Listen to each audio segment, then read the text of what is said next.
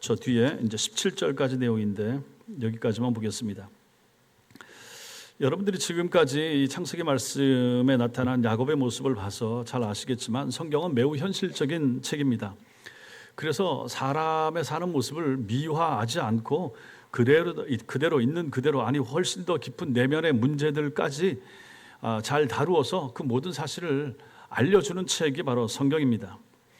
야곱은 분명 하나님의 사람이었지만 겉으로 보자면 그의 삶은 어느 구석 하나 잘 살았다, 참 매력적이다 이렇게 느껴지는 부분이 별로 없습니다. 여러 가지 어렵고 힘들고 하는 그런 면들인데 오늘 이 장면도 마찬가지입니다. 특별히 오늘 여기 34장을 보면 하나님이라고 하는 단어가 전혀 등장하지 않습니다. 이걸 이제 어떻게 생각할 수 있습니까? 우리 인생에 먹구름이 꼈을 때, 우리가 힘들고 어려울 때, 너무너무 고통스러울 때, 그때 우리가 어떻게 생각합니까? 하나님 정말 계십니까? 하나님 정말 살아계신 거 맞습니까? 하나님 어디 계십니까? 이렇게 묻고 싶을 때가 있죠. 오늘 34장도 거의 그런 느낌이 드는 부분이 되는 거죠. 문자적으로도 하나님이 이제 안 나오고 있으니까. 그렇다고 해서 하나님이 안 보이는 것처럼 느껴진다고 해서 하나님이 안 계신 건 아니잖아요. 하나님 안 계신 곳이나 안 계신 시간이 없으신 분이기 때문에 그렇다. 우리는 잘 알죠. 자, 오늘 이 말씀을 같이 나누는데 첫 번째로는 먼저는 잘못된 정착과 지연, 이게 이제 시작되는 것을 봅니다. 지난주에 우리가 살펴본 것처럼 하나님은 야곱은 지금 형하고 헤어져서 가야만 합니다. 야곱이 원래 가야 했던 땅, 그곳이 어디입니까? 원래 가야 됐던 땅이 어디예요? 베델이죠. 베델로 가야 되죠. 또 형 에서에게는 형이 있는 세일로 곧 따라가겠다라고 약속을 했던 사람이 야곱입니다. 그런데 야곱은 지금 하나님과의 약속도 깨고 형과의 약속도 파기한 채 지금 어디 와서 정착하고 있습니까? 세겜입니다. 세겜. 숫곳 갔다가 이제 세겜에 정착을 하는 거죠. 그 옆에 와서. 그는 장막을 치고 거기서 그곳 유지인 하몰의 아들들에게 땅을 매입해서 땅을 산다는 건 뭡니까? 거기에 정착하겠다는 의지죠. 야곱은 거기서 단을 쌓았죠. 그리고 그곳 이름을 엘엘호의 이스라엘 이렇게 부릅니다. 이스라엘의 하나님은 능하시다 이런 뜻인데 이런 단을 쌓는 의미가 뭡니까? 다시 이 이름 보면 이스라엘의 하나님 능하시다. 이 이름만 보면 아버지 집으로 돌아온 것, 하나님이 주신 그 언약의 땅에 돌아온 것에 대한 기념하는 의미가 여기 담겨 있는 거죠. 성경 학자들은 이제 그렇게 해석을 합니다. 이걸 다르게 보면 어떻게 됩니까? 이제 모든 것이 끝났습니다. 나는 이제 집에 돌아왔습니다. 이런 의미가 되는 거죠. 누가 이렇게 하는가? 야곱이 이렇게 하고 있는 것입니다. 자, 그럼 정말로 여기가 자기가 머물러야 될 곳인가? 모든 게 다 끝났는가? 아닌 거죠. 베델로 갔어야만 하는데 베델로 지금 가고 있지도 않았죠. 형한테 세일로 먼저 가세요. 내가 따라가겠습니다. 여기도 안 가고 있습니다. 물론 아버지 이삭이 아직 살아있는 곳이 있어요. 그 위치가 헤브론이에요. 헤브론으로 간 것도 아닙니다. 아마도 그가 아버지를 찾아가지 않은 것은 왜일까 생각을 해보면 이미 그때쯤이면 그를 사랑했던 어머니 리브가가 세상을 떠났을 것으로 추정할 수 있습니다. 그러니까 어머니 안 계신 것으로 그렇게 이제 들었을 수가 있죠. 어머니가 안 계시니까 아버지와는 또 감정적으로 썩 좋지도 않잖아요. 그래서 중재자 어머니 없이 아버지 이삭을 만날 용기가 없어서 아버지 있는 헤브론으로 못 갔을 수도 있다. 이렇게 생각할 수도 있습니다. 어쨌든 야곱은 자기가 지켜야 될 약속들을 하나님 앞에서도 안 지키고 형하고 약속도 무시한 채 그냥 지금 이곳에 세겜에 머물면서 하나님께 예배하고 제단을 쌓고 있는 모습을 보게 됩니다. 야곱이 세겜 땅에서 얼마나 머물렀는가 성경이 정확하게 얘기하고 있지 않아서 모릅니다. 그런데 좀 긴 시간 있었을 것으로 추정할 수 있습니다. 뒤에 가서 또 보겠습니다. 디나가 있습니다. 디나는 야곱의 자녀 중에서 거의 막내 쪽에 속해 있죠. 요셉, 베냐민 위에 디나입니다. 베냐민이 맨 막내고 그 위에 요셉이고 그 앞에 디나 딸이 있었을 것으로 봅니다. 요셉을 낳고 야곱은 라반에게 이제 떠나겠습니다라고 말한 것으로 보아 떠나겠다라고 했던 그 시점이 7년 레아 때문에 7년, 라헬 때문에 7년, 그래서 14년을 채운 그 시점 정도로 이제 봅니다. 근데 그때 이제 또 6년을 더 일하게 되죠. 6년을 더 일하는 거. 그러니까 6년 일하기 바로 직전쯤에 이제 아이가 태어난 것으로 볼 수가 있죠. 그래서 6년 더 일하고 나서 라반의 집을 떠나 나올 때 요셉의 나이는 그때쯤 이제 6, 7, 8 이 정도 됐겠죠. 그럼 그 위에 디나는 그 위에니까 한 2살이나 뭐 1살, 2살, 3살 정도 더 많겠죠. 그러면 한 8, 9, 10살 정도 됐을 것이라 이렇게 생각할 수 있습니다. 자, 그런데 이제 여기 보니까 디나가 그 땅의 딸들을 보러 나갔더니 이렇게 말합니다. 어느 정도 큰 거죠. 어느 정도 커서 이제 어리지만 10대 초중반 정도 됐을 것으로 이제 봅니다. 그럼 여기서 이제 시간이 좀 흘렀다는 얘기죠. 5년, 7년, 5년에서 10년 이 정도 이제 있었을 것으로 봅니다. 근데 디나가 동네에 나갔다가 강간을 당하는 거죠. 12세, 14세, 16세 뭐 이때쯤으로 볼 수가 있습니다. 그렇다면 여기 지금 정착을 해서 세겜 땅에서 최소한 5년에서 7년 정도 야곱이 지금 머물러 있었다 이렇게 볼 수가 있는 것입니다. 그럼 이게 상당히 긴 시간입니다. 원래 베델로 돌아가야 되는데 베델로 가지도 않고 형하고 약속 세일도 안 가고 그 다음에 세겜 땅에 머무르면서 이제 거기서 땅 사고 재단 쌓고 그러면서 머무르고 있는 동안에 사건이 터지고 있다. 딸이 밖에 나가서 구경하려고 하다가 동네 추장 아들 추장이죠. 추장한테 어떻게 끌려 들어가서 못된 짓을 당했다 하는 것입니다. 그럼 이제 요까지만 보면 이게 뭡니까? 여기 있으면 안 될 땅이었다. 잘못된 정착이었다. 늦었다. 지연되고 있다. 가야 되는데 여기 머물러 다음에 보면 나오지만 결국 여기서 떠나서 올라가거든요. 그래서 잘못된 정착, 잘못된 곳에서 살고 있다. 늦었다 하는 것을 먼저 봅니다. 두 번째로는 여기서 우리가 볼 것이 있습니다. 머무를 것을 선택하는 것, 거처 선택이 반영하는 우리의 신앙입니다.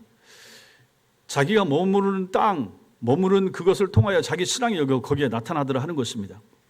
우리가 어디서 살아야 하는가, 우리가 어디서 살고 있는가 하는 것이 종종 우리의 신앙이 그대로 묻어나가기도 합니다.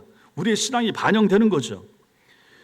우리가 어디서 사는가에 대한 이유와 목적이 대개는 다 있습니다. 여러분들이 지금 이 근처에 사는 분들 멀리서 오시면 저 파주 쪽에서 우리 장로님들 오시고 저 대부도에서도 오시고 부천에서도 오시고 서창동 뭐 이 근처에서도 오시는데 그곳을 가서 사시게 된 이유와 목적이 있습니다. 무슨 이유, 뭐 가족 때문에, 뭐 때문에 어떻게 하다 보면 그런 이유들이 다 있다라고 하는 얘기입니다. 우리가 사는 장소를 결정을 할 때 여러분들의 중요한 기준은 무엇입니까? 집을 살 때, 어디에 머무르려고 할 때, 혹은 어디로 이사를 가려고 할 때 그 기준이 무엇인가 하는 것이죠. 그걸 정하려고 할 때 신앙 때문에 정하셨습니까? 아니면 어떤 사명 때문에 내가 여기 있어야 되겠다 정하신 분이 있는가 하는 거죠. 많은 경우에 경제적인 이유 때문에 혹은 아이들 교육 때문에 학군 때문에 많이 머무른다. 가급적이면 도회지에 또 뭐 형편이 되면 학군 좋은 쪽으로 가기도 하는데 많은 경우에 그렇게 정하는 것이 현실이라 하는 것이죠. 근데 과연 그것이 잘하는 것인가? 오늘 본문에 나오는 내용이 우리에게 그것을 질문을 하고 있다 하는 것입니다. 야곱을 보십시오. 야곱이 지금 세겜에 정착하여 살아가는 것은 신앙적인 이유 때문에 그렇습니까? 영적인 이유로 여기가 예배하기 좋아요, 하나님을 높이기 경배하기 좋아서 지금 여기 세겜에 머무르고 있는 것입니까? 아니더라 하는 거죠.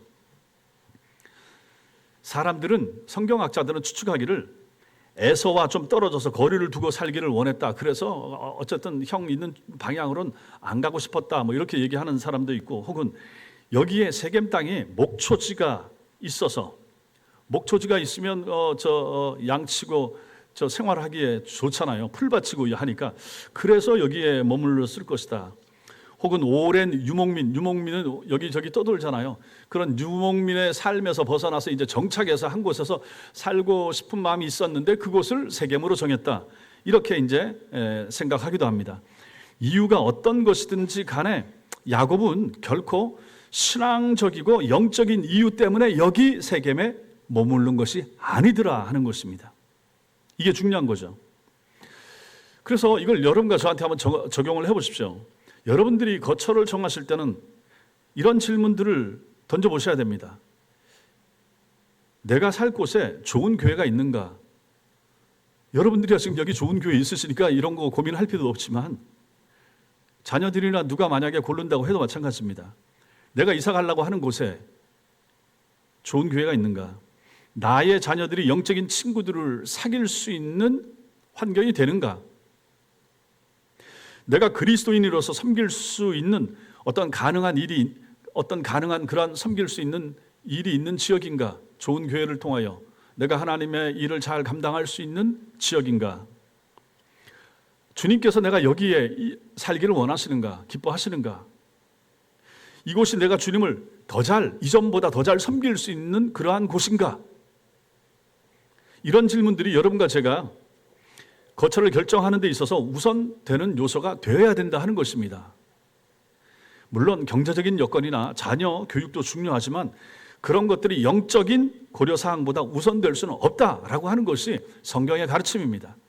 뭘 하더라도 항상 영적인 것을 먼저, 집을 정할 때도 먼저, 이사를 할 때도 먼저, 내가 여기서 이사를 가면 내가 다니는 교회, 섬기는 교회를 섬기기에 어떤 어려움이 있을 것인가, 어떤 지장이 있을 것인가, 아니면 아예 그 교회를 떠나서 근처에 좋은 교회를 옮긴다면 몰라도 그거 아닐 것 같으면 영적인 것이 먼저 우선이 되게 하라 하는 것입니다. 집을 정할 때, 거처를 정할 때, 이사를 정할 때 내가 섬길 교회, 그 교회가 건전한가, 정말 좋은 교회인가, 바람직한 교회인가, 내가 영적으로 나와 우리 가족들이, 우리 자녀들이 영적으로 바른 말씀을 공급받기에 정말 유익한 교회인가, 좋은 곳인가, 그런 것을 먼저 살펴보는 것이 필요하다 하는 것입니다. 주변 여건, 환경, 여기서 가까운가, 마트는 가까이 있는가, 이런 것들을 살펴보기 앞서서 먼저 영적인 조건들을 보는 것이 중요하다 하는 것입니다. 물론 여러분들이 제가 목사니까 이렇게 얘기한다라고 말할 수 있을 것이고, 그런데 저는 성경을 보면서 지금 세겜에 머무른 이런 경우도 하등 영적인 조건 하나도 없는데 머물렀다라고 하는 거죠. 예전에 롯이 소돔과 고모라에 들어가 살 때도 마찬가지 아닙니까? 외삼촌하고 아브라함하고 헤어져서 우하면 내가 좌하리라, 좌하면 우하리라 해서 가는데 요단들을 보니까 물이 많거든요. 들판이고 평야고 당시에 그런 것은 좋은 곳 아닙니까? 여기 갔다가 점점점 간 곳이 결국 소돔과 고모라까지 들어간 거죠. 기도하고 물어보고 하나님 가도 될까요? 그런 흔적이 성경에 안 나온다 하는 것이죠. 그러니 여러분과 제가 이런 것을 우리 삶에 적용한다 그러면 내가 뭘 정하더라도 자녀의 앞날, 학교, 그 다음에 배우자 이런 거 할 때도 전부 다 영적인 것을 다 고려해서 하나님 앞에 기도하고 바르게 하기 위해서 애쓰고 힘쓰는 모습이 필요하다 하는 것입니다.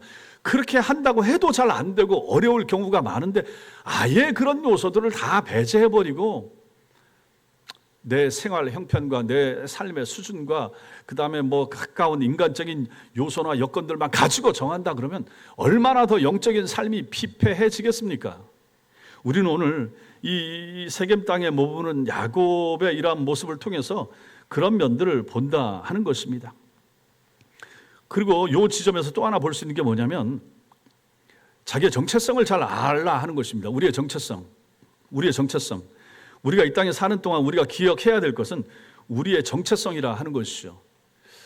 여러분과 저 우리의 정체성을 가지고 성경에서는 여러 가지로 얘기를 하기를 좋아하는데 그 중에 하나가 나그네입니다. 나그네. 성도를 가지고 나그네라고 설명을 하죠. 그리스도인이 이 땅에 사는 것은 나그네로 사는 거죠. 나그네는 뭡니까? 여행자고 순례자 아닙니까? 정착해서 사는 사람이 아닌 거죠. 나그네는 여기 보고 저기 보고 여기 둘러서 가고 이런 사람들, 여행객인 거죠. 여행객. 임시로 사는 것입니다. 우리가 살 영원한 처소는 여기 없다라고 하는 것이 성경의 가르침입니다. 아브라함은 하나님이 주시겠다고 약속하신 가나안 땅에 와서도 여전히 장막을 짓고 살았습니다. 텐트입니다. 자기가 나그네라 하는 것을 보여주는 그러한 모습으로서의 장막을 지은 거죠. 하나님이 경영하시고 지으실 터가 있는 성을 바랐다라고 히브리서가 말하지 않습니까? 야곱이 세겜에 정착하려고 생각했던 데에는 자기 정체성을 놓쳐버리는, 자기 정체성을 잃어버리는 그러한 비신앙적인 모습이 거기 있었던 것이죠. 나그네라라고 하는 생각을 못한 거죠. 요즘 세상하고 또 다르죠. 그때만 해도 여기저기 돌아다니는 그런 성향이 많았음에도 불구하고 그것을 싫어하고 그냥 여기 머물러서 이 땅에 있고 싶어 했던 그러한 야곱의 잘못된 판단, 이게 이제 잘못이라 하는 것입니다.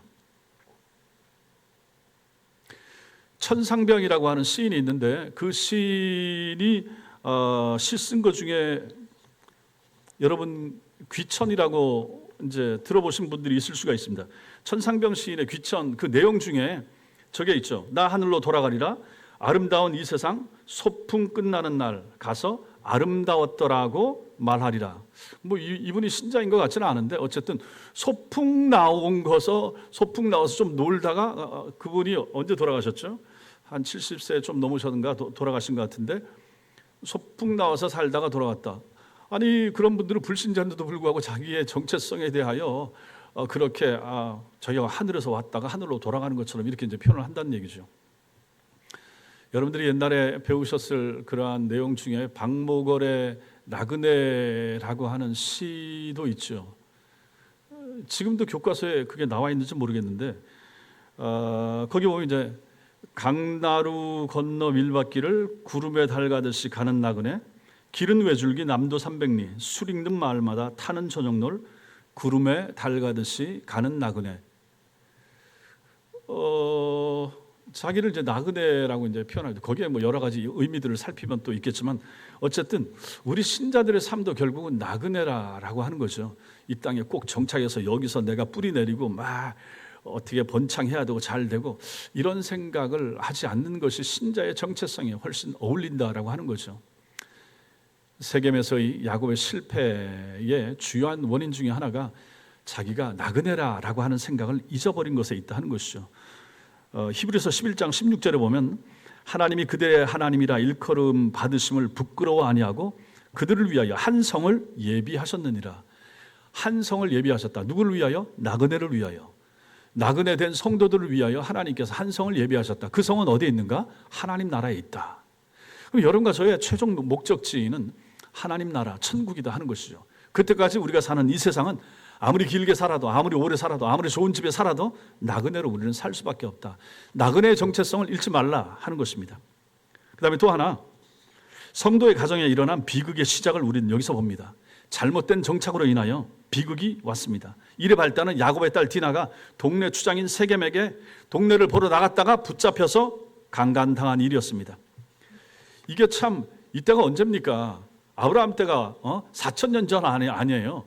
이때도 이런 일이 그때는 더 했을 수도 있죠. 오늘날도 마찬가지고 이런 추악한 일은 어느 시대 어느 장소에서도 일어나기 마련입니다. 디나는 아들만 많은 야곱 집안의 외동딸이었을 수 있습니다. 성경에 다른 딸이 안 나오기 때문에, 물론 성경은 다 기록한 게 아니죠. 다른 딸들이 있었는데 이 딸 이름만 적어 놓았을 수도 있습니다. 근데 어쨌든 그냥 일반적으로 생각했을 때 딸 하나만 있었다, 외동딸이라 이렇게 생각할 수 있습니다. 10대 정도 되면 외모에 이제 신경을 쓸 그런 나이가 되지 않겠습니까? 10대 초중반. 그때 이제 그 땅에 있는 여자들을 보러 나갔다 이렇게 이제 표현합니다. 호기심도 많고 관심도 있고. 그렇다가 그만 추장인 세겜의 눈에 들었고 세겜이 힘으로 디나를 강간하고 말았습니다. 아무도 자기 집안에서 이런 비슷한 일이 일어나는 거 원치 않죠. 또 이렇게 생각할 수도 없는 일이 일어났는데 이 집안이 누군가? 야곱의 집안입니다. 하나님의 사람의 집안에 이런 흉악한 일도 일어나더라 하는 것이죠. 야곱은 그 전날까지만 해도 추장 세겜에 대해서나 그곳 사람들에 대해서 자기가 사는 세겜이라고 하는 곳에 사는 옆에 있는 사람들이 좋은 이웃이라고 생각했을 수 있습니다. 참 좋은 분들이네. 여태까지 해주는 거 보니까 잘해주고 좋네. 내가 여기 참 정착하기 잘한 것 같다. 이런 마음이 들었을 수 있습니다. 그런데 그 땅에서 자기 딸이 강간당하는 일이 벌어졌고 그 가해자가 바로 추장인 세겜이었습니다. 추장 같으면 그 마을에 제일 우두머리 아닙니까? 우리들 이웃에도 분명히 좋은 사람들이 많이 있을 수 있습니다. 아파트 옆에, 옆집, 아래층, 위층. 그러나 그렇지 못한 사람들도 충분히 있습니다. 우리가 뉴스를 보면 옆집 사람 때문에, 아래집, 윗집 때문에 흉악한 일을 당하고 뭐 하는 일들이 분명히 있기 때문에 그렇습니다. 그들이 하나님을 두려워하지 않는 사람들이라 그러면 우리는 실제로 그 사람들 너무 믿을 수 없습니다. 실제로는 교회 안에 있는 심지어는 한 교회 교인이라고 해도 그 교인 때문에 어려움 당하고 힘든 일을 당하고 사기를 당하고 하는 일도 일어나니까 불신자라 그러면 더 하지 않겠습니까? 그러니까 함부로 믿을 수 없다. 이게 참 슬픈 세상인데 믿기 어렵습니다. 우리가 믿을 만한 사람이 있습니다. 믿어야 될 사람이 있습니다. 누굽니까? 여러분과 제가 누구요? 우리가 믿어야 될 믿을 만한 사람이 있습니다. 누굽니까? 여기선 예수님이 나오는 게 아니지. 믿을 만한 사람. 저는 믿으십시오. 예. 뭘 믿는단 말입니까? 우리가 믿어야 될 사람들은 옆에 있는 사람들과 우리 교인들 가운데서 마찬가지입니다. 하나님을 두려워하는 그 사람을 믿으시라 하는 것이죠. 하나님을 두려워하면 함부로 행동하지 않습니다. 교회에 나와도 하나님을 두려워하지 않으면, 그런 마음이 없으면 함부로 행동합니다. 막 쌉니다. 그게 참 어려운 것이죠. 어쨌든 우리 기본적으로 우리 교인들은 신뢰하고 믿고 같이 가는 사람이긴 하지만 어쨌든 우리가 그런 면에 있어서 회심한 사람, 거듭난 사람, 중생의 표현이 분명한 사람, 이런 사람들은 우리가 더 어떻든 믿고 내 속에 얘기하고 같이 의지하고 나아갈 수 있지만 그렇지 않으면 참 어렵다 하는 것이죠. 지금 이 세상에는 하나님을 두려워하지 않는 사람들이 너무 많고 하나님을 두려워한다고 하면서도 신앙적인 관점이나 이런 면이 우리하고 너무 다른 사람들은 참 어렵죠. 힘듭니다. 그래서 사람들을 잘 살펴야 됩니다. 그래서 우리의 어린 자녀들이 어떤 영향을 받으면서 성장하고 있는가 이런 것도 우리가 좀 볼 필요가 있고, 디나가 나가서 살피려고 했다가 그런 일을 당했는데 우리도 마찬가지라고 하는 것입니다. 우리가 사는 지역과 옆에 있는 사람들은 어떤 사람들인가 어느 정도 좀 알 필요가 있죠. 장성한 자녀들도 어떤 영향을 주고받으면서 살아가는가 이런 것을 좀 알아볼 필요가 있습니다. 그래서 자녀들은 부모들이 신경 쓰고 물으면 싫어하긴 하지만 그래도 어쨌든 부모 입장에서 좀 알 필요도 있고 알아야 기도도 해주고 하니까. 야곱이 세겜에 정착한 것은 경제적 이유나 학군의 이유로 볼 때는 어떻는지 모르겠지만 이런 일을 보면 영적으로는 정말 잘못 선택했다. 영적으로 하나님 모르는 사람들 가운데 하나님을 아는 사람이 들어가서 살다 보니까 이런 흉악한 일을 당하더라 하는 것이죠. 그 귀하게 자란 딸을 그렇게 추행을 당하는 일에 벌어졌으니 영적으로 얼마나 잘못된 선택을 했는가 하는 것을 우리는 먼저 여기서 생각하는 것입니다. 자, 그런데 더 큰 문제가 있습니다. 이게 네 번째입니다. 아버지의 침묵입니다. 야곱의 침묵입니다. 오늘 본문에서 가장 슬픈 것이, 가장 이해 안 되는 것이 아버지 야곱의 태도입니다. 야곱은 딸 디나의 강간 소식을 듣습니다. 그런데 아무 행동도 하지 않고 아무 말도 하지 않고 아들들이 들에서 돌아오기까지 그냥 잠잠했다 이렇게 말하고 있습니다. 어떤 성경학자는 디나가 자기가 사랑하지 않은 레아의 딸이었기 때문에 별로 신경 안 썼다 이렇게도 말하기도 하지만 그건 좀 너무한 해석 아닌가 이런 마음이 들고, 성경은 마치 이것을 그렇다라고 하는 것처럼 이렇게 레아가 야곱에게 낳은 딸 디나 이렇게 기록하기도 합니다. 그렇게 보면 또 그런 면도 없잖아 보이지만은 그래도 아버지가 자기 딸이 그런 걸 당했는데, 5절에 보면 5절에 잠잠하였다 이 히브리어 단어는 가만히 보면 마치 모르는 척하면서 아무 조치도 취하지 않고 그냥 넘기려 하는 태도를 가리킬 때 이 단어를 씁니다. 딸이 이런 일을 당했는데 아버지가 어쩌면 이럴 수가 있죠. 정말 딸 디나의 강간 사건을 아버지 야곱이 그렇게 다루려고 했을까? 세겜에 머물던 세월 동안에 이 야곱의 영적인 상태를 우리가 한번 생각해 보면 어떻겠습니까? 이 사람 여기서는 지금 정상이 아니다. 머무른 것부터 잘못된 것이고 거기서 5년, 7년 이 정도 있었던 것 같은데 있는 동안에 우리가 쉽게 말하면 뭡니까? 신앙을 다 까먹었다. 영적인 암흑기요. 그러니까 하나님도 침묵하셨고 그 영혼의 어둡고 깊은 밤이 찾아왔던 시절이 여기가 아닌가. 그래서 결국은 이런 일까지 벌어지게 된 것이 아닌가 생각하는 거죠. 야곱을 보십시오. 야곱은 비겁합니다. 자신은 뒤로 물러섰죠. 들에서 돌아온 자기 아들들한테 이제 맡기는 것처럼 보여요. 결국은 레아의 오빠 둘이 나가서 협상 테이블에 앉아서 그 추장 아버지 하몬하고 얘기하는 것이 이제 나옵니다. 근데 아버지 말은 안 나와요. 야곱은 가만히 있어요. 야곱이 얼마나 무책임한가, 얼마나 비겁한 아버지인가. 아무것도 스스로 나서서 해결하거나 결정하려고 하지 않는 무능한 그런 아버지의 모습이 여기 나타납니다. 여기서 우리가 생각하는 게 뭡니까? 이 야곱과 같은 아버지들이 이 땅에도 충분히 있을 수가 있다. 교회 나오고 있는 아버지들 중에서도 이런 사람들이 있을 수가 있다 하는 것입니다. 야곱이에요. 다른 사람도 아닌 야곱이. 그럼 우리 아버지들, 우리는 어떻게 깨어 있어야 되겠는가 하는 것이죠. 이런 아버지들로 인하여 자녀들이, 그리고 그 부인들이 얼마나 고통을 당할 것인가, 얼마나 아파하게 될 것인가 하는 거죠. 야곱의 이런 모습은 앞에서 말한 대로 그 사람이 영적으로 너무 해이해졌기 때문에 그런 것입니다. 분명히 이것은 야곱의 실패의 모습을 보여주고 있죠. 자, 이런 면에서 우리의 남자들, 교회 남편들, 가장들 중요합니다. 그 역할이 중요합니다. 가정의 영적 리더십이 아버지들에게 있습니다. 그 아버지들이 그 역할을 얼마나 잘 감당하는가. 아들들 앞에서, 딸들 앞에서, 아내 앞에서 마찬가지입니다. 정신을 바짝 차리고 깨어 있어야죠. 할 말을 해야 되고, 지켜줄 건 지켜줘야 되고, 막아줄 건 막아줘야 되고, 이렇게 하기 위해서 필요한 것은 영적으로 깨어 있는 것입니다. 기도하는 남편, 기도하는 아버지가 되어야만 이게 가능합니다. 그래서 자기 자리를 잘 지키는 것이 필요합니다. 남편이든 아내든 마찬가지입니다. 어쨌든 그 중심에 신앙생활 잘하는 사람이 영적인 가장입니다. 그 영적인 가장이 깨어 있어야 됩니다. 그래야 자녀들이나 가정의 우환, 어느 정도 또 막을 수 있는 부분은 영적으로 깨어 있음 때문에 막을 수 있는 거죠. 기도하는 엄마가 있기 때문에, 기도하는 아버지 때문에 하나님께서 또 도우셔서 그러한 우환이나 어려움이 안 올 수도 있는 거죠.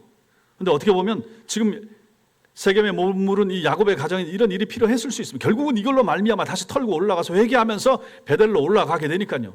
그러니까 여러분과 제가 밑바닥에 앉아 있을 때 이게 참 위험한 거예요. 근데 앉아 있는 사람은 몰라요. 편하고 좋고 옆 사람들도 다 좋아 보이고 뭐 일도 잘 돼 보이고 사업적으로도 큰 어려움이 없는 것 같고, 아, 여기 잘 온 것 같아, 여기 잘 머무르는 것 같아. 요나가 배에 가서 다시스로 가는 배 잘 올라탄 것 같다. 가자마자 만나고 가자마자 배 바람이 잘 맞고 배 출항하고 맨 바다 배 밑창까지 내려가고, 우리 생각에 이게 참 좋아 보이는데 어느 한순간에 결국은 하나님께서 돌풍을 일으키시더라 하는 것입니다. 그래서 정신 차리게 하는 거죠. 여러분과 제가 평안하다 싶을 때 이게 정말 평안한 것인가? 하늘로부터 오는 평안인가? 아니면 마귀가 주는 유혹적인 평안인가? 분별할 필요가 있는 것입니다. 집안이 평안할 때, 좋을 때, 몸이 건강할 때, 일이 잘 되는 것 같을 때, 순풍이 부는 것 같을 때, 그때 정신 차릴 필요가 있는 것입니다. 이 상황에서 야곱은 실패한 거죠. 마지막 다섯 번째, 야곱의 아들들이 택한 이 속임의 길이 있습니다. 수동적인 아버지 야곱과 대조적으로 야곱의 아들들은 펄펄 뜹니다. 그렇죠. 자기 동생이 몹쓸 짓을 당했는데 가만히 있으면 이상하죠. 아버지를 대신하여 협상 테이블에 앉은 야곱의 아들들 가운데 주도적인 역할을 감당한 사람은 디나의 친오빠들이죠. 여러 오빠 있었지만 배 다른 오빠 말고 친오빠, 둘째, 시몬, 셋째, 레위. 요 둘째와 셋째 오빠 시몬과 레위가 가만히 안 있었죠. 야곱의 아들들은 어떤 대가를 치르겠다라고 말하면서 협상하는 세겜과 하몰에게 속입니다. 속여서 말합니다. 너희 중 모든 남자가 다 할례 받으면 디나를 주겠다. 우리 동생 주겠다. 할례 받으면. 이렇게 말합니다. 그리고 그 협상 타결됩니다. 세겜과 하몰 입장에서 볼 때 이거 뭐 크게 돈 드는 것도 아니에요. 뭐 잃을 것도 크게 없어요. 할례만 받으면 되니까. 그리고 그들 속셈은 야곱의 집안이 그들 중에 머물면서 섞이다 보면 그들이 가지고 있는 재산이 많거든요. 그 재산이 다 자기 것이 될 수 있겠다 이런 생각을 하는 거죠. 야곱의 아들들은 그렇게 그들이 생각하리라 생각하고 이 일을 하는 거죠. 결국은 야곱의 아들들이 한 일이 이게 뭡니까? 사기입니다. 속이는 거죠. 속입니다. 이렇게 보면 야곱 이야기를 보면 전부 다 뭡니까? 다 속이는 거예요. 어렸을 때부터 속여요. 아버지도 속이고 형도 속이고 지금 또 이제 동생들도 속이고 아들들도 온갖 속임수로 점철된 가정입니다. 야곱 자신이 속이는 자 속기도 했고 라반한테 속기도 했고 이제는 야곱의 아들들이 또 그곳 사람들을 속이고 있습니다. 근데 이 속이는 것이 단순한 것이 아닙니다. 뭘 가지고 속입니까? 할례 받으라라고 하면서, 할례는 뭡니까? 하나님의 언약의 백성에게 주는 표시가 할례인데 그걸 거기 이방인들한테 사기치는 거죠. 그래가지고 아프고 고통당할 때 이것들을 없애버리려고 이 생각을 가지고 지금 그걸 하고 있다는 얘기입니다. 이걸 접근하는 방식이 얼마나 잘못된 것인가 하는 것이죠. 귀중한 것, 거룩한 것, 아름다운 것, 할례라고 하는 하나님의 백성의 언약의 표시를 가지고 너희들이 해. 그럼 우리가 한 가족이 될게, 딸 줄게, 동생 줄게 이렇게 하는 거죠. 그럴 마음 전혀 없으면서도 이걸 가지고 속이고 있다 하는 것이죠. 하나님께서 언약의 표시로 주신 것을 가지고 더러운 방식으로 팔아넘기고 있는 야곱의 두 아들들의 모습을 보는 것입니다. 속이는 일에 종교적으로 요걸 가지고 속이고 있는 거죠. 결국 하나님의 언약의 백성의 표시인 이 할례는 세겜과 그곳 사람들에게는 자신들의 탐욕을 채우는 수단으로 전락해서 좀 아프더라도 참자 하고 다 할례를 받게 되잖아요. 그럼 재산이 늘어난다 이 생각을 하면서 저 사람들은 할례 받은 것이고, 이 사람들은 저렇게 됐을 때 저거 가만 안 두겠다 하는 마음을 가지고 할례를 받으라고 하고, 이 신성한 것을 가지고, 이 거룩한 것을 가지고 거룩한 것을 개에게 주는 거죠. 돼지에게 주는 거죠. 결국 주는 이 사람들도 결국은 개와 같은 사람들, 거지와 같은 사람들이 되는 거죠. 오늘날에도 교회 안에 와서 세례를 받고 교인이 되는 것을 비즈니스 수단으로 생각하는 사람들이 있습니다. 뭐 한국보다는 미국 같은 데나 이런 데는 교회 와서 신자가 되면 자기 명함 다 돌리면서, 거기 뭐 미국에 사는 한인들 한 70% 80%가 다 교인들이니까 교회 나가서 이제 사람 만나고 명함 카드 주고 하면서 이제 사업 수단으로 쓰고 이렇게 하니까, 직분도 마찬가지고 세례 받는 것도 마찬가지고, 그런 것들이 결국 이러한 거하고 연결되는 거 아닌가 하는 것이죠. 우리 주 예수 그리스도의 십자가 죽으심으로 말미암은 이 죄사함의 표신 세례를 가지고 그런 의식을 가진 사람들에게 쉽게 준다, 이건 참 안 될 일이죠. 그런 것도 마찬가지고, 하여튼 거룩한 것을 가지고 주는 방식이 세속적이면 안 된다라고 하는 것입니다. 직분을 세우는데 돈 받고 준다, 이것도 마찬가지인 것이고, 하나님 앞에서 자기는 돈 받고 했습니까? 돈 받을 수가 있습니까? 그럴 수가 없는 거죠. 뭘 하더라도 마찬가지입니다. 교회의 거룩한 영적인 일을 하는 데 있어서 거기에 세속적인 방법이나 인간적인 방법이나 동원해서 하는 것은 하나님 앞에 이거 옳지 못한 일이라 하는 거죠. 오늘 이 사람들이 자기의 복수를 하는 방식을 가지고 할례 받으시오, 그러면 해주겠습니다, 전혀 그런 생각도 없었으면서 하나님의 언약의 표시인 할례를 가지고 그러한 방식으로 사용하는 이 악한 사람들의 이런 모습을 보라 하는 것입니다. 이래서 안 되는 거죠. 잘못됐다, 이건 배교나 마찬가지라 하는 것입니다. 교회 안에도 이런 일이 충분히 있을 수 있습니다. 사랑하는 성도 여러분, 오늘 우리는 야곱의 잘못된 정착이 어떻게 가정의 위기를 불러왔는가 하는 것을 봅니다. 하나님과의 약속, 사람과의 약속을 저버리고 자신의 판단에 따라 편리한 곳에 정착한 야곱의 선택이 결국 자기 딸 디나가 강간당하는 것이라는 그런 비극을 불러온 것입니다. 여기서 우리가 배울 교훈들이 무엇입니까? 먼저는 우리의 거처 선택에도 영적인 고려가 우선돼야 된다. 뭘 하더라도 영적인 것이 먼저입니다. 집을 얻을 때도 마찬가지고, 학교를 보낼 때도 마찬가지고, 사업을 할 때도 마찬가지고, 동업을 하든 뭘 하든, 배우자를 구하든 다 마찬가지. 영적인 선택, 이게 우리 우선 되는 거죠. 둘째, 우리 이 땅에서 나그네로 살아간다는 사실, 있어서 안 된다 하는 것입니다. 이 세상에 너무 깊이 뿌리 내리려고 할 때, 너무 잘 살려고 할 때, 안정적으로 살아보려고 할 때 영적인 위험에 노출되는 것입니다. 거기에 마귀가 가만히 있겠습니까? 마귀가 그냥 여기가 좋사오니 여기다가 집을 짓고 그냥 여기 잘 살고 싶습니다. 그때 마귀가 틈탈 수 있다. 그러니 조심하라. 세 번째는 가정의 영적 리더십은 아버지에게 있습니다. 어머니도 마찬가지고 영적 리더십이 바로 서야 자녀들이 바로 설 수가 있는 것입니다. 아버지가 침묵하고 영적으로 수동적일 때 가정 전체가 위험에 빠집니다. 오늘 이 야곱처럼 아버지가 왜 가만히 있어요? 자식들이 나서기 전에 아버지가 나서서 이 문제를 해결하고 뭔가 조치를 취하고 이런 면이 있었어야 되는데 안 하더라 하는 얘기입니다. 가정이 무능할 때, 영적으로 침륜에 빠졌을 때 얼마나 가정이 어려워지는가. 아버지가 잘못하니까 결국은 딸과 자식들이 다 죄를 짓고 위험에 빠지는 거잖아요. 이거 누구 책임입니까? 아버지 책임, 야곱 책임이죠. 마지막 넷째로는 잘못된 상황에서 속임, 인간적 방법으로 문제 해결하려고 할 때 더 큰 문제가 생긴다. 할례 받으라 라고 해가지고 그렇게 해서 결국은 더 난리가 나잖아요. 사람 죽이고 이게 뭐 한 사람 강간 당했는데 그 다음에 그 온 사람들 거기 마을 사람들 다 남자들 다 죽이고 약탈하고 그게 뭡니까? 이게 다 하나님의 사람들이랬는데 말이 안 되는 거죠. 무엇보다 중요한 것은 이런 위기 속에서도 하나님은 우리를 떠나지 않으신다 하는 사실입니다. 이런 위기 중에도 하나님은 이 야곱, 이러한 추악한 일이 벌어지는 이러한 참 무능력해 보이는 이러한 야곱의 가정에도 어쨌든 하나님의 언약의 사랑, 언약적 사랑, 헤세드가 여전히 머물더라 하는 것을 우리는 다음번 이 말씀을 볼 때 우리는 더 확인하게 될 것입니다. 하나님은 우리를 떠나지 않으신다. 비록 하나님이라고 하는 단어가 이 성경에 등장하지 않죠. 하는 짓을 보면 이 추악한 모습에 여기 하나님이 왜 나타나겠습니까? 안 나타나는 거죠. 그럼에도 불구하고 하나님은 여전히 야곱과 그 가정과 그 가족들과 함께 하셨다 하는 사실을 보게 됩니다. 여러분과 저는 그래서 정신을 차리고 오히려 깨끗하게, 오히려 정결하게, 오히려 신실하게 하나님을 잘 섬기는 믿음의 사람들이 되어야 될 것입니다. 그때 하나님이 우리를 진짜 복 주실 것이고, 우리 중에 복 받고 싶지 않은 사람 어디 있습니까? 우리 자신 부모들은 말할 것도 없고 우리보다도 우리 자녀들이 잘 되기를 원합니다. 우리 손주들이 더 잘 살았으면 좋겠습니다. 뭐 경제적인 면이나 사회적으로 봤을 때 점점 더 살기 어려워져가고 기후도 마찬가지고 이렇다고 하는데, 이럴 때 내가 아버지로서, 내가 할아버지 할머니로서 우리 손주들에게, 우리 자녀들에게 해줄 수 있는 것이 없을까 생각하기도 하겠지만, 무엇보다 더 중요한 것은 영적인 것이라 하는 것이죠. 하나님 앞에 하나님을 붙들으라. 신앙을 떠나지 말라.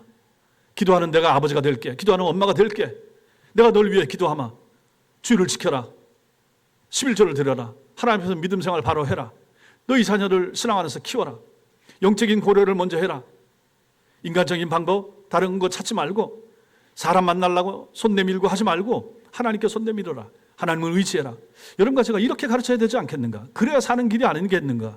세상이 앞으로 어떻게 될지 몰라도, 얼마나 더 흉악한 세상이 올지를 몰라도 이러한 세상을 살아갈 수 있는 힘이, 물론 세상적인 다른 거 방법, AI도 알고 이것저것 알고 다 잘 배워야 되겠지만, 그것보다도 먼저, 가장 먼저 우선적으로 해야 될 것이 무엇인가? 영적으로 하나님 앞에 바로 서 있는 것이라는 사실을 믿으시기 바랍니다.